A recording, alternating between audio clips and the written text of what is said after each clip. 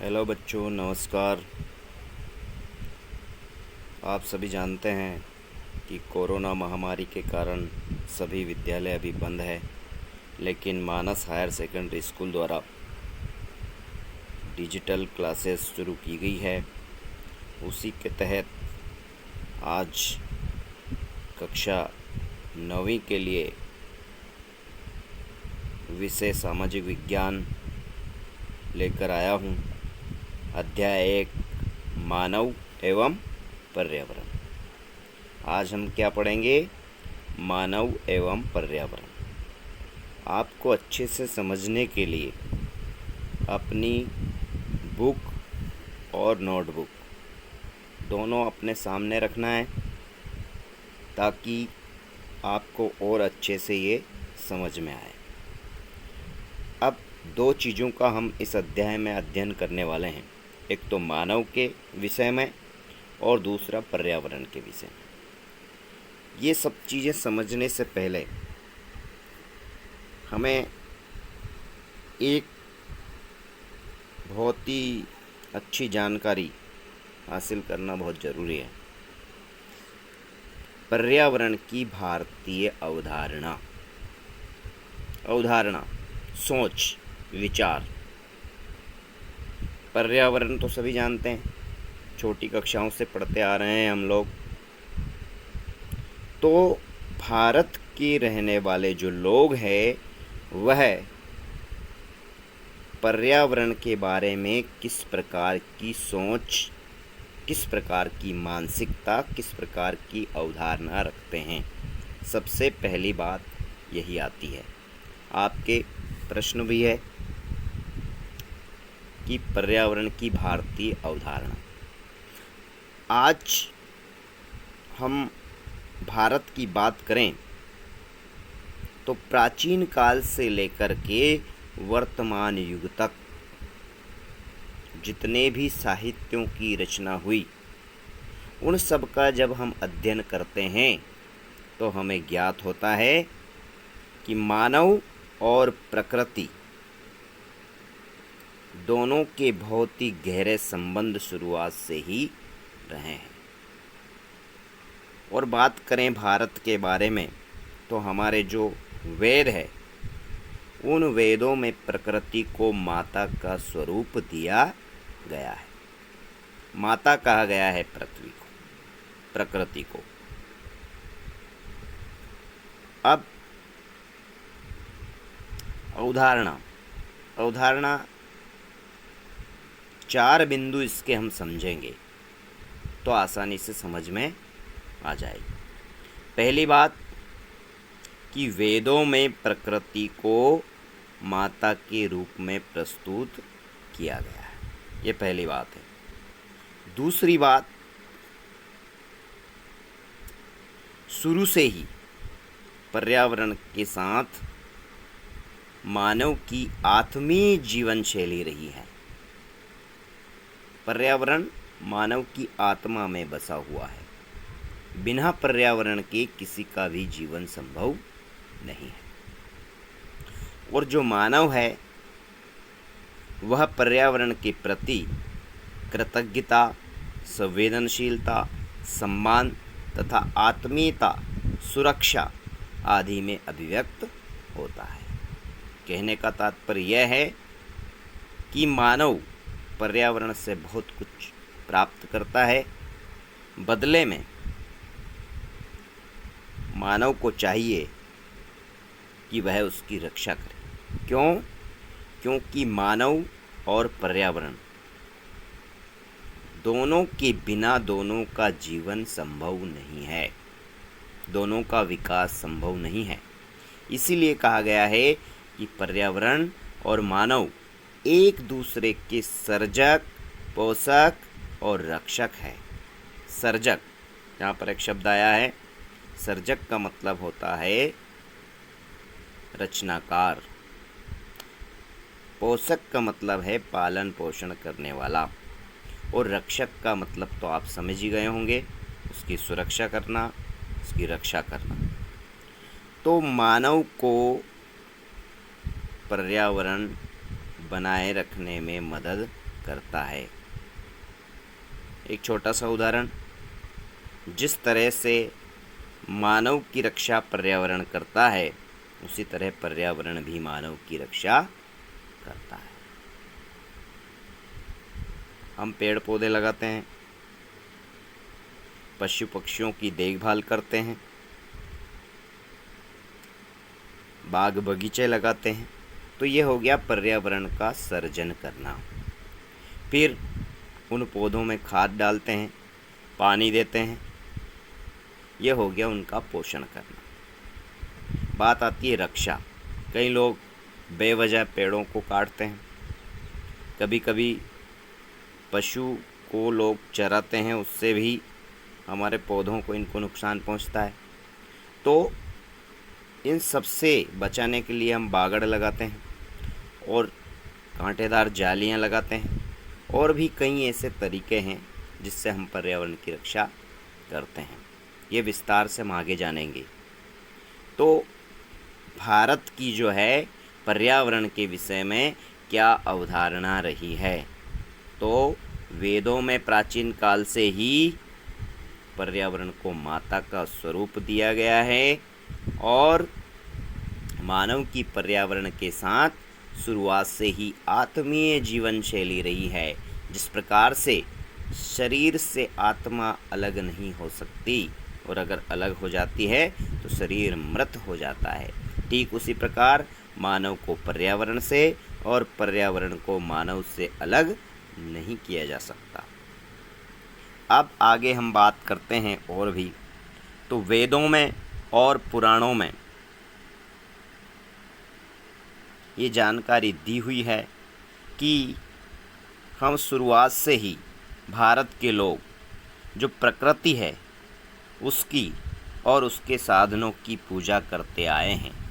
उदाहरण स्वरूप हम गंगा, यमुना, सरस्वती, सिंधु, गोदावरी आदि नदियों के जल को बहुत ही पवित्र मानते हैं कि नहीं मानते हैं। उसके साथ ही बहुत सारे ऐसे वृक्ष हैं जिनकी हम पूजा करते हैं, जिनको ईश्वर स्वरूप माना गया है। बड़, पीपल, नीम, तुलसी और भी कई पौधे हैं जिनकी हम पूजा करते हैं। इस तरह से जो भारत का मानव है वह शुरुआत से ही इस पृथ्वी पर उपस्थित सभी प्राकृतिक चीज़ों को नमन करता आया है और अपने बच्चों की तरह उनकी परवरिश करता आया है। अब यहाँ पर बहुत अच्छी बात समझाई गई है कि प्रकृति को वस्तुतः जीवन का पर्याय माना जाता है तथा धूप की आहुति की सुगंध से वातावरण सुरक्षित होता है। उपनिषदों में पृथ्वी को परमात्मा का शरीर, उपनिषद 4 वेद, 6 शास्त्र, 18 पुराण, 52 उपपुराण और उपनिषद। यहाँ पर थोड़ी सी जानकारी मैं उपनिषद की आपको देता हूँ। उप यानी समीप। प्राचीन काल में ऋषि मुनियों के द्वारा जो ज्ञान की बातें बताई जाती थी, उनको शिष्य उनके समीप रह कर के ग्रहण करते। बाद में उन्हीं से साहित्यों की रचना की गई जो उपनिषद कहलाए। तो उपनिषद में पृथ्वी को परमात्मा का शरीर कहा गया है, स्वर्ग को मस्तिष्क कहा गया है, सूर्य चंद्रमा को आँखें, आकाश को मन कहा गया है। अतः पौधे व पेड़ों का काटना, जल स्रोतों को प्रदूषित करना हमारे सनातन धर्म में, भारतीय सनातन संस्कृति में, परंपरा में निषेध माना गया है। अगर हम इनको नुकसान पहुंचाएंगे तो हम हमारे ईश्वर को नाराज करते हैं। ये इस तरह की उदाहरणा है पर्यावरण के प्रति, ऐसी सोच है हमारी। ये तो हो गई सनातन धर्म की बात, हिंदू धर्म की बात। और आगे थोड़ा देखते हैं हम कि आज भी कई लोग, आपके बड़े बुजुर्ग, आपने घरों में देखा होगा कि सुबह स्नान करते हैं। स्नान करने के बाद में भगवान सूर्य को लोटे में जल भर करके और चढ़ाते हैं, अर्घ देते हैं उनको।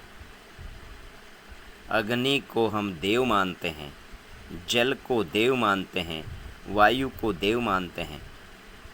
पृथ्वी पर पैर रखने से पहले हम उसको प्रणाम करते हैं, मंत्र बोलते हैं, कराग्रे वस्ते लक्ष्मी, कर मध्य सरस्वती, कर मूले तु गोविंदा, प्रभाते कर दर्शनम। इस तरह से बोलकर हम पृथ्वी को नमन करते हैं और फिर पाँव रखते हैं। इस तरह की सोच है पर्यावरण के प्रति, पृथ्वी के प्रति, प्रकृति के प्रति भारत की। ऐसी भी मान्यता है कि अगर हम यज्ञ करेंगे, यज्ञ में इंद्रदेव को आहुति देंगे तो वह बहुत ही ज़्यादा प्रसन्न होंगे और प्रसन्न होकर के वर्षा करेंगे, जिससे हमारी जो प्रकृति है वह विकसित होगी और प्रसन्न होगी। जब प्रसन्न होगी तो मानव जीवन की सभी आवश्यकताओं की पूर्ति वह करेगी। अब बात करते हैं ईसाई धर्म की। तो ईसाई धर्म ने भी प्रकृति को देवी माना है। जिस तरह से हमारे धर्म में, हिंदू धर्म में देवी माना है, उसी प्रकार ईसाई धर्म में भी देवी का स्वरूप माना है। और बहुत ही प्रख्यात कवि हुए हैं जिनका नाम है वर्ड्सवर्थ, कीट तथा शेली। इन्होंने प्रकृति की गोद में बैठकर, वृक्षों के नीचे बैठकर के अपनी कविताओं की रचना की और बहुत ही महान कवि बन गए। ये किसका प्रताप है? प्रकृति का, पर्यावरण का। इस्लाम धर्म की जो आयतें हैं, आयत यानी श्लोक, जैसे संस्कृत में श्लोक होते हैं, रामायण में चौपाई होती है, उसी प्रकार से जो कुरान है उसमें जो श्लोक लिखे गए हैं उन्हें आयत कहा जाता है। और आयत में यह स्पष्ट रूप से लिखा हुआ है कि किसी भी जीव की हत्या करना महापाप है, पेड़ पौधों को नुकसान पहुंचाना महापाप है। उसमें ये स्पष्ट लिखा है कि हम सब लोगों का दायित्व है कि हम ज़्यादा से ज़्यादा वृक्ष लगाएं और जो पहले से लगे हुए वृक्ष हैं उनकी हिफाजत करें, उनकी रक्षा करें। हज़रत अबू बकर ने कहा कि फल देने वाले वृक्षों, फसलों और जानवरों को तबाह नहीं करना चाहिए, इससे ईश्वर नाराज़ हो जाते हैं। हज़रत मोहम्मद पैगंबर साहब, उन्होंने अपने जो शिष्य थे उनको खजूर के पेड़ के नीचे बैठ करके और शिक्षा दी है। अकबर बादशाह का नाम आप सब लोगों ने सुना होगा। अकबर मुस्लिम धर्म को मानने वाला था, लेकिन वह भी हवन, यज्ञ, वेद, सूर्य, प्रणाम, तुलसी तथा पीपल पूजा में विश्वास करता था। अब बात करें हम बौद्ध धर्म की, तो बौद्ध धर्म के जो उन नायक हुए हैं जिन्होंने बौद्ध धर्म चलाया है, ऐसे भगवान बुद्ध को भी वट वृक्ष के नीचे बैठ करके और ज्ञान की प्राप्ति हुई, जिसे बोधिसत्व कहा जाता है। ज्ञान यानी बोधिसत्व। दूसरा धर्म है जैन धर्म। इनमें भी जितने भी साधु संत हुए हैं वह सभी विहार में रहना पसंद करते हैं। जिस जगह वह अपनी कुटिया बनाकर रहते हैं उसे कहते हैं विहार। और विहार कहाँ बनाते हैं? वो प्रकृति की गोद में, जंगल में, पेड़ पौधों के बीच में, हरियाली, शांति, पक्षियों की चहचहाट। तो जैन धर्म में किसी भी प्रकार की जीव हिंसा को पाप माना गया है, निषेध माना गया है। इस तरह से हमने हिंदू, मुस्लिम, ईसाई, बौद्ध, जैन सब धर्मों के बारे में यहाँ पर विस्तार से चर्चा की और अंत में ये सार निकल कर के आया कि इस तरह सभी धर्मों में प्रकृति के संवर्धन व संरक्षण का प्रावधान किया गया है। कोई भी ऐसा धर्म नहीं है भारत का जो पर्यावरण को नुकसान पहुंचाने की बात करता हो। अब हमें स्पष्ट रूप से ये बात समझ में आ गई होगी कि पर्यावरण की भारतीय अवधारणा, यानी भारत में पर्यावरण को ठीक उसी प्रकार से माना जाता है जिस तरह से शरीर से आत्मा को अलग नहीं किया जा सकता, उसी प्रकार से मानवीय जीवन से पर्यावरण को अलग नहीं किया जा सकता। एक दूसरे के बिना दोनों का जीवन, दोनों का विकास होना संभव नहीं है। ठीक है, ये बात आपको समझ में आ गई होगी। और हम कुछ वीडियो डालेंगे जिसमें अच्छे से और भी आगे आपको समझाया जाएगा। अब हम बात करते हैं यहाँ पर पर्यावरण होते कितने प्रकार के हैं। तो आपके कक्षा 9वीं में 2 प्रकार के पर्यावरण का उल्लेख यहाँ पर किया गया है। पहला प्रकार है प्राकृतिक और दूसरा प्रकार है सांस्कृतिक। 2 प्रकार के पर्यावरण, पहला प्राकृतिक पर्यावरण और दूसरा सांस्कृतिक। नाम से ही स्पष्ट है भाई, प्राकृतिक प्रकृति, ईश्वर। संस्कृति, प्रकृति ने मानव को बनाया, ईश्वर ने मानव को बनाया और फिर मानव ने नए नए रीति रिवाज, नई नई संस्कृतियों को जन्म दिया। तो प्राकृतिक, जिसमें बिना मानवीय हस्तक्षेप के प्रकृति द्वारा बना है। सांस्कृतिक, मानव ने अपनी बुद्धि, कौशल, तकनीकी, रहन सहन, खान पीन, इसके आधार पर जिसकी रचना की, वह सांस्कृतिक पर्यावरण। व्यापक अर्थ इसका हम समझ लेते हैं। इससे पहले जब प्राकृतिक पर्यावरण और सांस्कृतिक पर्यावरण हम समझेंगे, उसके पहले हमें यह पता होना बहुत ही ज़रूरी है कि पर्यावरण असल में है क्या।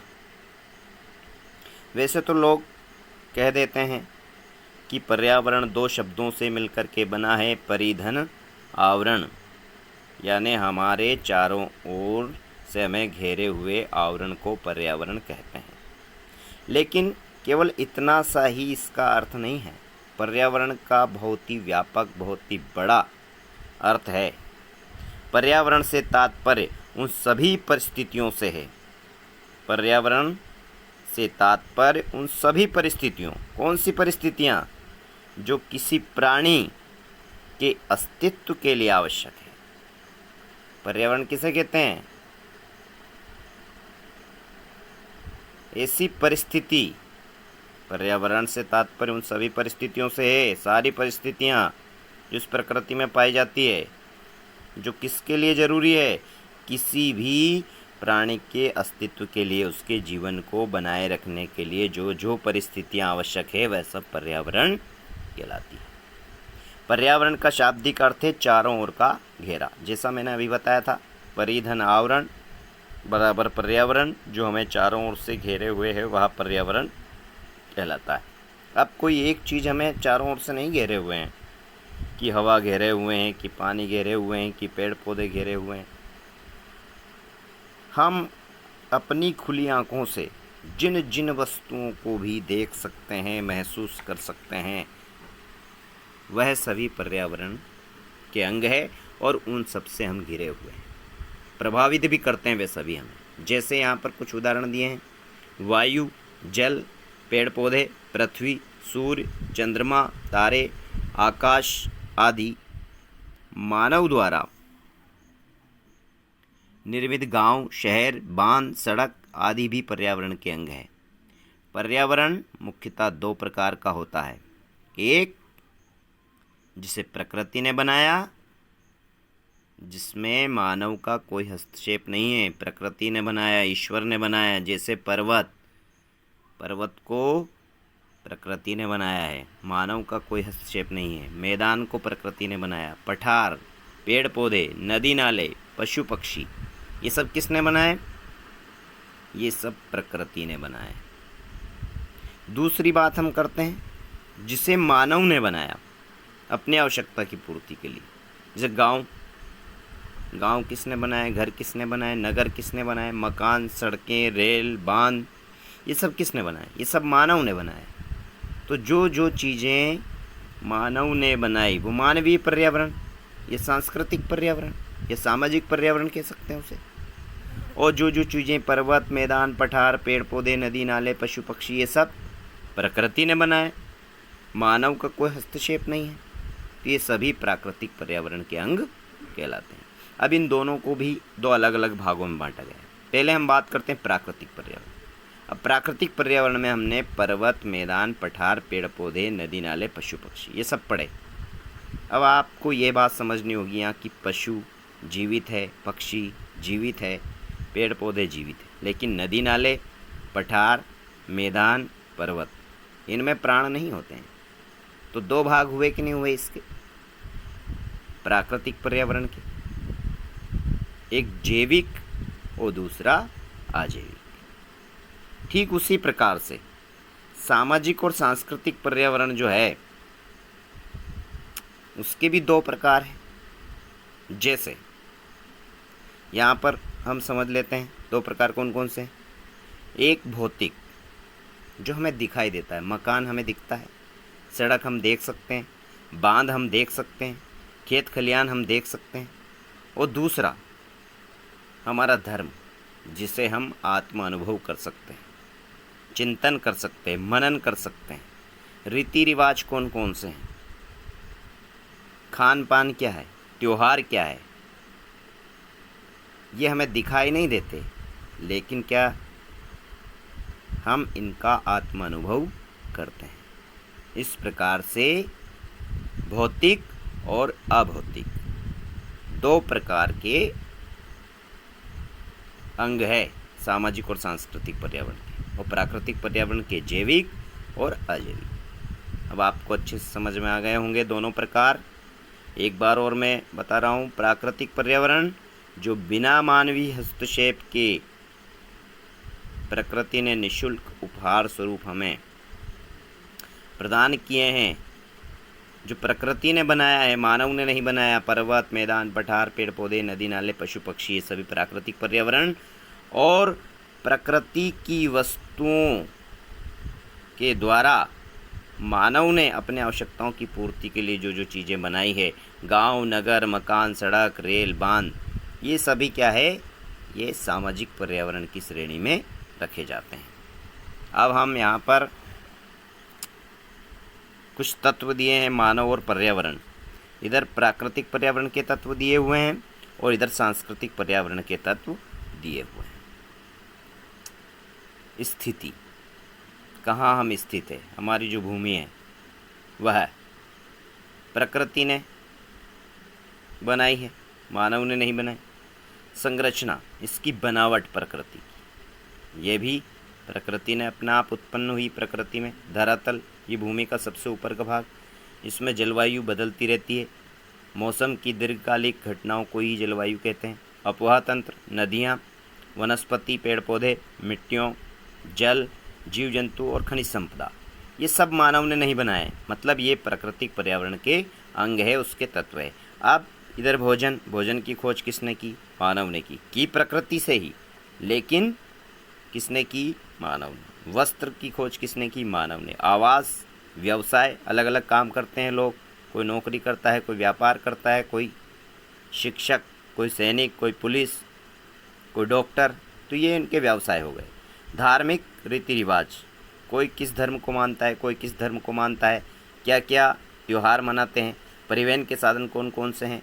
राजनीति, देश विदेश, तकनीकी ज्ञान, विभिन्न प्रकार की वैज्ञानिक खोजें और कला कौशल, इन सब का निर्माण अपनी आवश्यकताओं की पूर्ति के लिए मानव ने किया, इसलिए ये सभी सांस्कृतिक पर्यावरण के तत्व हैं। आज के लिए इतना ही काफ़ी है। कल जब हम पढ़ेंगे तो प्राकृतिक और भौतिक पर्यावरण और सांस्कृतिक और सामाजिक पर्यावरण को विस्तार से समझेंगे।